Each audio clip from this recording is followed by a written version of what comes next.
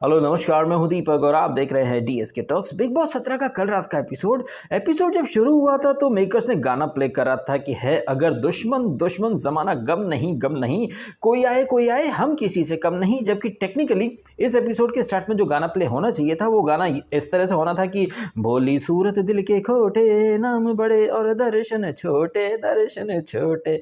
और ये भोली सूरत और दिल के खोटे कौन? अरे भैया मनारा चोपड़ा जैसे लोग। ऐसा कोई सगा नहीं जिससे मनारा चोपड़ा ने ठगा नहीं। आपने एक दिन पहले भी देखा था अनुराग जब इससे बोल रहा था कि मैं बाहर जाना चाहता हूँ, ओके तो तू जा। और खानजादी के पास अगर बैठा तो उसकी वाइब गलत है तो उसके साथ बैठता है। ये क्या जबान केसरी या फिर कुछ गुटखा सुपारी खाती रहती क्या ये मनारा चोपड़ा? जब देखो तब क्या पता भाई साहब, कुछ शायद मैन्युफैक्चरिंग फॉल्ट होगा उसके अंदर।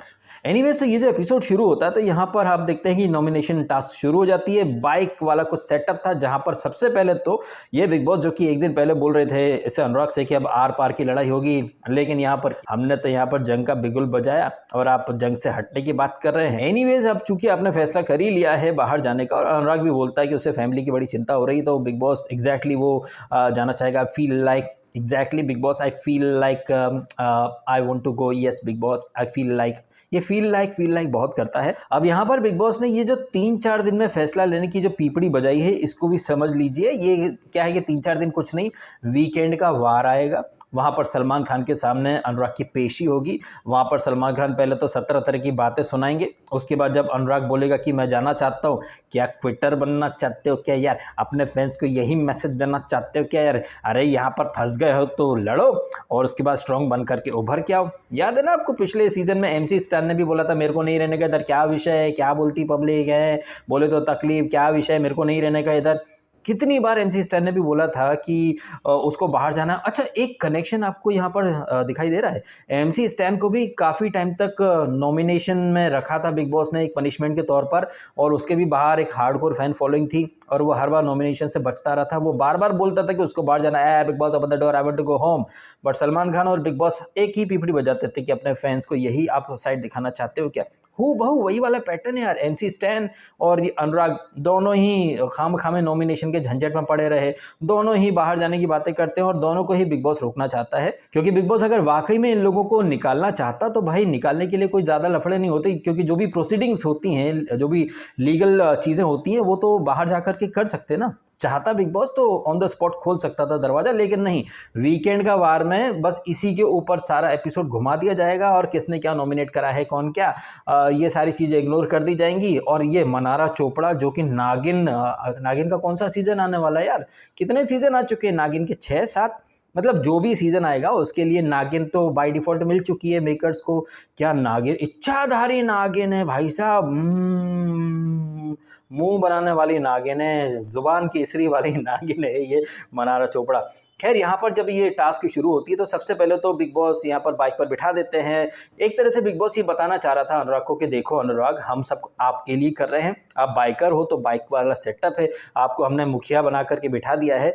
तो इनडायरेक्टली बिग बॉस ये दिखाना चाहता था कि देखो अनुराग ने जो शिकायत करी थी ना कि भाई उसको इंपॉर्टेंस नहीं दी जाती है, तो बिग बॉस ने सब कुछ उसके अकॉर्डिंग किया है। और यही बातें सलमान खान भी हो सकता है वीकेंड पर आकर के बोल दे कि अगर आपसे कोई तकलीफ होती तो ये सेटअप आपके लिए थोड़ी होता, आपको मुखिया थोड़ी बनाते। और चूंकि आपको ऑलरेडी पता चल ही चुका है कि अनुराग को जो सज़ा मिली थी पनिशमेंट वाली, वो नॉमिनेशन में नॉमिनेटेड रहने की, वो सज़ा भी हट चुकी है। तो वीकेंड का वार आने से पहले पहले अपना जो पार्ट है ना वो पूरी तरह से क्लियर कर लिया है बिग बॉस ने, सो दैट वीकेंड का वार में बिग बॉस जो है ना वो किसी भी तरह से गलत ना दिखाई दे। हर तरीके से बिग बॉस ने अपना पल्ला झाड़ने या फिर खुद को सही साबित करने का पूरा इंतजाम कर लिया है और बॉल जो है वो डाल दी है अनुराग डोभाल के कोर्ट में।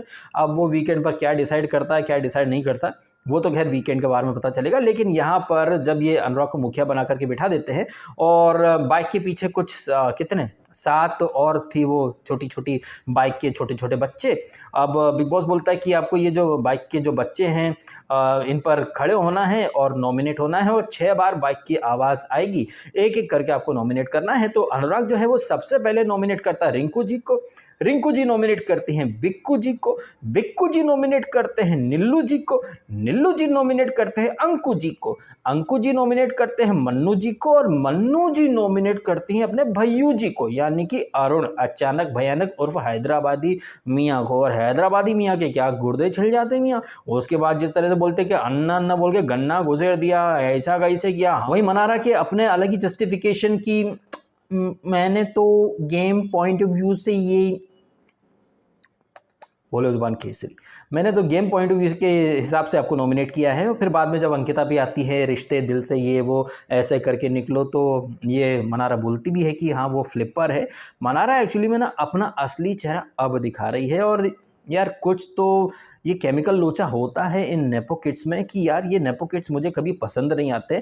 हालांकि इक्का दुक्का मौके या फिर एक दो जगह पर ये मनारा सही गई थी, तो वहाँ पर मैंने इसको थोड़ा सपोर्ट क्या कर दिया था, तो मेरे ऊपर भाई तुम मनारा चोपड़ा के सस्ते वकील हो ऐसे स्टिकर चिपक जाते हैं। जबकि ये नेपो किड मुझे कतई पसंद नहीं आते हैं, चाहे वो जान कुमार शानू रहा हो, चाहे वो शम्मो द शेट्टी, या फिर बिग बॉस OTT सीजन 2 में भट्ट हाउस की मालकिन भट्ट के भटूरे वहाँ पर खूब अच्छे से मैं बनाया भी करता था और बांटा भी करता था। भट्ट के भटूरे के नाम से एक लाइन जो मैं बोलता था काफ़ी पसंद आती थी वो। तो वहाँ पूजा भट्ट, उसके पहले शम्मो द शेट्टे, फिर वो जान कुमार शानू। ये जो नेपो किड होते हैं ये गर्दुल्ले ही होते हैं। तो ये जो नेपो किड जो होते हैं ना, जो कि फ्री फंड में मेकर्स इनके लिए रेड कारपेट बिछा करके इनको ले आते हैं, और इन लोगों को लगता है कि बिग बॉस जो है वो उनके बाप का शो है, वो कुछ भी कर लेंगे। और इस चक्कर में ना ये नेपो किड इतने ज़्यादा गलत चले जाते हैं कि इसका उन्हें एहसास तक नहीं होता है। जबकि अगर देखा जाए ना, इस नॉमिनेशन टास्क में सेफ कौन कौन हुआ है। इस नॉमिनेशन टास्क में सेफ हुए हैं मुन्नी बदनाम, अभिषेक, यानी कि वो चिंटू चिंकी, इनकी लव स्टोरी एक फूल दो माली, ये तीनों सेफ हो गए हैं। और मुन्नी बदनाम जिसके बारे में ये मनारा काफ़ी बोला करती थी कि ये मतलब कंट्रोल करता है, मेरे को डोमिनेट करता है, अंकिता के सामने अच्छा बनता है, मुझे बोलने नहीं देता है, मतलब इतनी सारी चुगलियां करी थी, लेकिन उसे नॉमिनेट नहीं करा। नॉमिनेट किसको करा? अरुण को। जबकि अरुण को तो ये भैया भैया बोलती रहती। और हाँ, तहलका भाई वो भी सेफ हो गए हैं। अब जितने लोग नॉमिनेटेड हैं, और हाँ यहाँ पर खानजादी भी नॉमिनेटेड है बिग बॉस की वजह से, क्योंकि खानजादी एक दिन पहले बोल रही थी और बिग बॉस हमको निकाल दो, हमारे दिल में अब डुक डुक होना बंद हो गया है, अभी क्या है कि ये बहुत टारगेट कर रहे हैं हमको, तो हमको जाना है, शना टू हमको नॉमिनेट करना, मनाला टू हमको नॉमिनेट करना, डुक डुक होना बंद हो गया है, oh my God health card का इशू बनाता है, यह है वो है। अब चूंकि खानजादी जो है वो बार बार कह रही थी कि भैया उसको नॉमिनेट करना, नॉमिनेट करना, नॉमिनेट करना। अब क्या है कि किसी को नॉमिनेट करना तो आसान है, हाँ, लेकिन दरवाजे खोल करके निकाल देने के लिए भाई लीगल प्रोसीडिंग्स, लीगल प्रोसेस होते हैं। तो यहाँ पर खानजादी की दिल की ख्वाहिश पूरी कर दी। और खानजादी भी ऐसा नहीं कि वहाँ पर वो थोड़ा सा डिफेंसिव हो जाए। Thank you big boss, thank you, बहुत अच्छा लगा, बहुत अच्छा लगा। मतलब खानजादी भी फुल मूड में है कि अपन साला झुकेगा नहीं है, पुष्पा का बहन है, झुकेगा नहीं साला। तो खानजादी काफ़ी बढ़िया लगी है जिस तरह से। अब क्या कि इतने सब सामने खड़े हों, बिग बॉस आपको नॉमिनेट कर दे टोंट मार मार के, तो आदमी थोड़ा सा डिफेंसिव हो जाता है, थोड़ा सा इतने लोगों को देख करके घबराता भी है, यार मैं कैसे फेस करूं इन लोगों को। बट खानजादी यहाँ पर झुकेगा नहीं साला। तो यहाँ खानजादी भी नॉमिनेटेड है। इसी दौरान भैया जब ये रिंकू जब विकी को नॉमिनेट करती हैं और आइडेंटिटी क्राइसिस का ऐसा कुछ बोलती हैं कि ये अंकिता के पति के नाम से नहीं जाना चाहते हैं, जाना चाहते हैं, इस तरह से वो बात करती। फिर विकी जो रहता है वो नील को, और नील जैसे ही अंकिता को नॉमिनेट करता है, भाई फिर तो तू खोखली है, तू ऐसी है, तू वैसी है, रिश्तों की कदर नहीं है। मुझे लग रहा है कि अंकिता लोखंडे को डे 1 से ना ये मेकर्स ने एक ही चीज़ सिखाई है, मैं दिल से रिश्ते बनाती हूँ, मैं दिल से रिश्ते बनाती हूँ, मैं दिल से रिश्ते बनाती हूँ। सुशांत तो मेरा दिल से रिश्ता था, तू समझता नहीं, मैं रिश्तों को लेकर के बड़ी पॉजेसिव हूँ। अरे यार ये रिश्ते दिल से बनाती, रिश्तों के लिए प्रोटेक्टिव हूँ। ये रटे रटाए डायलॉग तो पिछले सीजन में थे ना, Jagga too real for a reality show वाली, आई कांट बी फेक, मैं रिश्ते बनाती हूँ, मैं रिश्तों को लेकर के बह ही जाती हूँ, रिश्तों को लेकर के दिल दरिया बाकी सब समंदर। तो ये जो जग्गा 2.0 के डायलॉग थे ना, वही डायलॉग कट कॉपी पेस्ट करके दिमाग में ठूस करके लिए ही अंकिता लोखंडे, वही का वही रट्टा मारती हैं अंकिता लोखंडे। चाहे नॉमिनेशन टास्क हो, चाहे वीकेंड का बार आने से पहले कुछ बातें हों, या फिर थ्रू आउट द वीक मैं रिश्तों को निभाती हूँ, मैं दिल से रिश्ते निभाती हूँ, मैं दिल से रिश्ते निभाती हूँ। वैसे नील जो कि ज़्यादा कुछ करता है नहीं, लेकिन नील ने एक बात बोली है अंकिता के मुंह पर कि तुम अपने पति से कैसी बात करती हो, सबने देखा है। अब एक चीज़ समझें, इस बात को मैंने पहले भी हाईलाइट करा है कि अंकिता को सलमान खान ने एक बार भी आईना नहीं दिखाया है, तो अंकिता ये मान करके चल रही हैं कि भैया वो हमेशा सही ही हैं। आपने भी देखा है कि अंकिता ने मिडिल फिंगर दिखाई थी अभिषेक को, सलमान ने एक शब्द नहीं बोला उसके ऊपर। अंकिता ने अपने पति को चूतिया बोला, एसहोल बोला, और ये अंकिता किस मुंह से बोलती कि वो या मैं रिश्ते निभाती हूँ, मैं रिश्तों की कदर करती हूँ, मैं दिल से रिश्ते निभाती हूँ, मैं रिश्तों को लेकर के प्रोटेक्टिव हूँ, हाँ, गेट लॉस्ट। तो अपने ही पति को चूतिया बोलना, चप्पल मारना, एसोल बोलना। अब भले ही आप हो सकता है कि अंकिता लोखंडे के फ़ैन हों, लेकिन एक बात तो आप भी मानेंगे कि अगर अंकिता अपने खुद के रिश्तों के लिए इतनी फ़िक्रमंद, इतनी प्रोटेक्टिव होती, तो क्या अंकिता की मम्मी और अंकिता की सासू माँ को बिग बॉस के अंदर आना पड़ता? जिस तरह से अंकिता की सासू माँ को दुनिया के लोग गाली दे रहे हैं, तो उन लोगों से मैं कहना चाहूँगा कि दुनिया की कोई भी माँ बर्दाश्त नहीं करेगी कि उसके बेटे को उसकी बहू नेशनल टीवी पर लत्याए। और ये सलमान खान भी तो थे जिन्होंने कि ऐश्वर्या को 17 तरह का ज्ञान दे दिया था कि तुम अपने पति से कैसे बिहेव करती हो। तो मुझे बहुत हंसी आती है जब ये अंकिता लोखंडे रिश्ते और रिश्तों की पीपड़ी बजाती है कि मैं दिल से रिश्ते निभाती हूँ, मैं रिश्तों को लेकर के प्रोटेक्टिव हूँ, मैं ये हूँ, मैं वो हूँ। तो अगर अंकिता लोखंडे रिश्तों को लेकर के वाकई में प्रोटेक्टिव होती या रिश्तों की कदर करती, तो सबसे पहले वो अपने पति को जुतियाती नहीं और ना ही लतियाती और ना ही उसे चूतिया एसोल बोलती। तो वो महिला जो नेशनल टीवी पर अपने पति के ही इज्जत के रायते फैला रही हो, उस महिला को ना किसी भी तरीके से रिश्तों की अहमियत, रिश्तों के ऊपर ज्ञान या मैच्योरिटी की बातें तो कतई शोभा नहीं देती हैं। अब कुछ लोगों के लिए आज मैं नील का सस्ता वकील बन चुका हूँ, जबकि नील तो खैर दो ही तरीके से दिखता है, या तो वो ऐश्वर्या को मनाते हुए दिखता है, या फिर वो अंकिता या विकी से लड़ता है, या फिर खानजादी से लड़ता है। अदर देन दैट आपको नील भट्ट कहीं नहीं दिखाई देता है। लेकिन कल के एपिसोड में नॉमिनेशन टास्क के बाद आपको नील भी दिखा। काफ़ी देर तक नील और अंकिता के बीच में आर्ग्यूमेंट होता रहता है। फिर ऐश्वर्या समझाती भी है कि इतना मत कराकर फिर वो मुद्दा बन जाएगा कि चार्ज अप करके आया, महिला के ऊपर चढ़ाई है वो।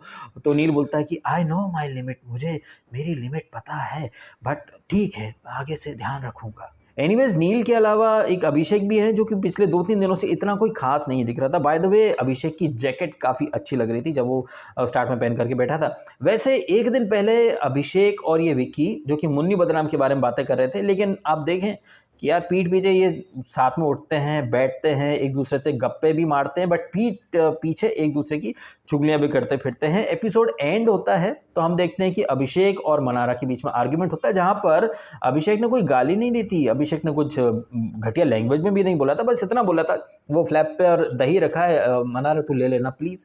और मनारा वहाँ से मैं बाद में करूँगी, दिमाग ठीक नहीं, फिर कुछ आप शब्दों का प्रयोग हुआ था। फिर बाद में जब ये अभिषेक जाता है कि ऐसे बात मत करना, वैसे बात मत करना, तो मनारा के और ज़्यादा तेवर चढ़ गए, फिर ऐस करके कुछ बोला था। एंड उसके बाद मनारा का जो सस्ता वकील है वहाँ पर मुन्नी बदनाम वो भी आ जाता है, बदतमीजी मतलब क्या है कि देखो, ये मुन्नी बदनाम जो क्या है कि बार बार स्क्रिप्ट भूल जाता है, तो बिग बॉस कन्फेशन रूम में उसको बुला लेते हैं और उसको बता देते हैं कि भाई रिश्तों में क्लैरिटी रख, प्रायोरिटी रख।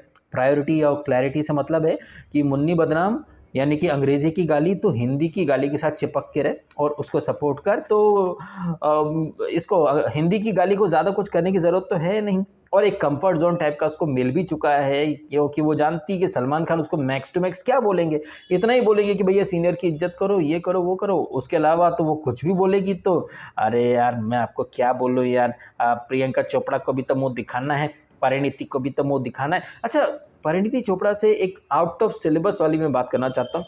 परिणीति के पति कौन है? राघव चड्ढा। राघव चड्ढा बिलोंग करते हैं आम आदमी पार्टी से। अब राघव चड्ढा की ये जो साली साहिबा हैं बारबी हांडा और मनारा चोपड़ा, अगर ये किसी वजह से बिग बॉस नहीं जीत पाई तो क्या आम आदमी पार्टी यहाँ पर भी बोलेगी ईवीएम हैक हो गई जी, ईवीएम हैक हो गई जी, ईवीएम हैक हो गई जी? क्योंकि राघव चड्ढा आम आदमी पार्टी की जो फितरत है वो तो यही है, हार जाते थे ईवीएम हैक हो गई जी। तो देखना चाहूँगा जब मनारा चोपड़ा हारेगी तो राघव चड्ढा के क्या रिएक्शन होंगे। तो ये सब कुछ रहा इस एपिसोड का एक मोटा मोटा सा लब्बू लबाब, जहाँ पर अरुण की पीठ में खंजर भोंक दिया है इसने, मनारा ने। बिग बॉस ने पूरी कोशिश कर ली है कि भाई अनुराग वर्सेस बिग बॉस जो चल रहा था वहाँ पर बिग बॉस अपना पार्ट अच्छे से क्लियर कर ले। बीच में थोड़े बहुत आर्ग्यूमेंट भी चलते रहते हैं, चमची चमची ऐसे करके चिंकी और अंकिता के बीच में, जहाँ खानजादी तो ऑलरेडी अंकिता के पाले में है ही सही। तो यही सब कुछ हुआ है, और जो लोग नॉमिनेटेड है उसमें मुझे लग रहा है कि रिंकू जी का खत्म, टाटा बाय बाय हो जाएगा। वो तो वैसे भी ग्रेस पीरियड में चल रही हैं। अब अगर बिग बॉस वाले डबल एलिमिनेशन करते हैं तो क्या पता खानजादी को भी निकाल दे, क्योंकि खानजादी की दिली ख्वाहिश है। वैसे दिली ख्वाहिश तो अनुराग की भी है कि उसे निकाला जाए, लेकिन मुझे नहीं लग रहा कि बिग बॉस उसको निकालेंगे, क्योंकि उसकी ब्रोस है ना अब अच्छे से एक्टिव हो चुकी है। और जैसे कि मैंने ऑलरेडी कहा इस वीडियो के स्टार्ट में कि MC स्टैन वाला जो ट्रैक है ना, वो भी आई वॉन्ट टू गो, और सलमान बोलते थे रुक जा मेरे दिल मत जा। और आपके अकॉर्डिंग ये जो लोग नॉमिनेटेड हुए हैं इनमें से कौन जा सकता है? रॉकेट साइंस तो है ही नहीं, रिंकू जी का ऑलरेडी बैग वगैरह पैक हो जाना चाहिए। और ये जो अंकिता अक्सर रिश्तों की पीपड़ी, रिश्तों की माला जपती फिरती हैं, रिश्ते बना करके जाऊंगी, ये जो ट्रैक है ये पिछले सीजन के जग्गा 2.0 वाला ट्रैक आपको रिपीट मोड में चलता हुआ नहीं दिखाई दे रहा है? मैं रिश्तों को लेकर बह जाती हूँ, रिश्तों को लेकर प्रोटेक्टिव हूँ, सेम वही कट कॉपी पेस्ट है, मतलब वही घिसा पिटा कंटेंट पिछले साल, इस साल। उसके बाद बिग बॉस बोल देता है कि उन्हें ओरिजिनल कंटेंट चाहिए। अभिषेक को तो बोल देते हैं कि भाई तुम आसिम की कॉपी करो, सिद्धार्थ की कॉपी करो, प्रतीक की कॉपी करो, डुप्लीकेट हो तुम। लेकिन अंकिता को कोई भी प्रियंका चहार चौधरी का डुप्लीकेट क्यों नहीं बोल रहा है? वही पैटर्न है, वही डायलॉग्स हैं, कुछ तो नया लेकर के आती है अंकिता मैडम। आपको क्या लगता है? कमेंट करें। आपने समय निकाला, वीडियो देखा, आपका बहुत बहुत धन्यवाद। Thank you so much.